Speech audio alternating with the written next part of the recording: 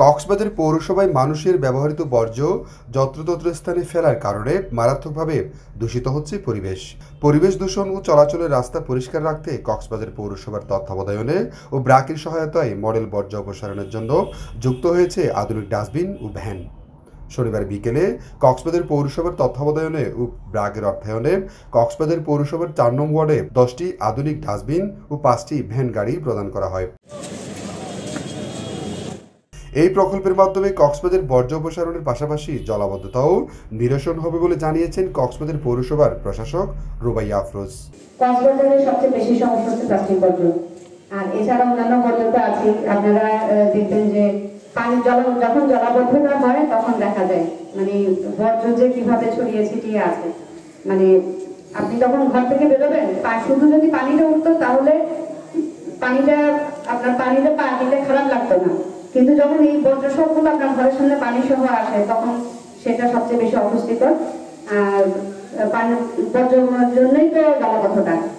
ওয়ার্ডের সকল বর্জ্য দ্রুত ও সহজে অপসারণ করার লক্ষ্যে আধুনিক এই ডাস্টবিন ও ভ্যানের ব্যবস্থা করা হয়েছে বলে জানিয়েছেন ব্র্যাকের প্রজেক্ট ম্যানেজার মুস্তাক আহমেদ।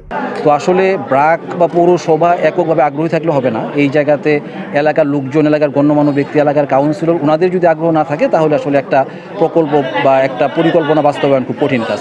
তো ওনাদের সাথে একাধিক বৈঠকের পরবর্তীতে আমরা যে মডেলটা দাঁড় করালাম সেই মডেলটা হচ্ছে অনেকটা সংক্ষেপে এরকম যে আমরা প্রত্যেক বাসা বাড়িতে লোকজনকে সচেতন করব যে ওনারা যেন ওনাদের প্লাস্টিক এবং সলিড বর্জ্যগুলি নিজ গৃহে আলাদাভাবে ব্যবস্থাপনা করে।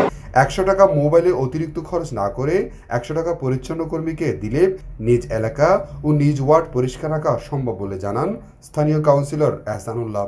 মাসে যতগুলো টাকা এমবি খরচ করেন ওই টাকাগুলো যদি আপনি পরিষ্কার কর্মীদেরকে যদি দেন 100 টাকা করে, এই যে ব্র্যাকে যে গাড়িগুলো আমাদেরকে দিছে, যে ডাস্টবিন বিনগুলো আমাদেরকে দিছে, যদি আপনি 100 টাকা করে যদি দেন, একটা যদি ওইখানে একটা অ্যাকাউন্ট করে এলাকার মধ্যে এলাকার মান্যগণ্য ব্যক্তিদের নিয়ে যদি একটা অ্যাকাউন্ট করেন, একটা যদি কমিটি করে দেন, আপনি কাউন্সিলর হিসেবে একটু ওনাদের সাথে একটু সহযোগিতা করলে তখন দেখবেন যে প্রত্যেক ওয়ার্ডের মধ্যে কি মডেল ওয়ার্ড হয়ে যাবে, যেমন আমি করছি এটা।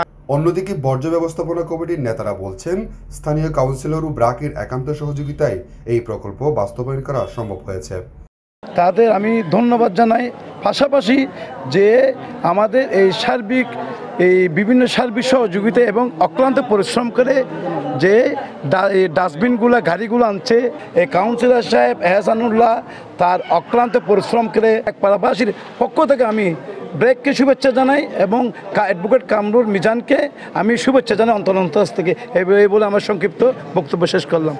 আপাতত 1, 4, 10, 12 এই 4টি ওয়ার্ডে পরীক্ষামূলক এই কার্যক্রম চালু হয়েছে। পরবর্তীতে গোটা পৌরসভায় চালু করা হবে এবং আগামী 2025 সালের জানুয়ারি পর্যন্ত এই কর্মসূচি অব্যাহত থাকবে বলে জানিয়েছেন ব্র্যাকের প্রকল্প ম্যানেজার মুস্তাক আহমেদ।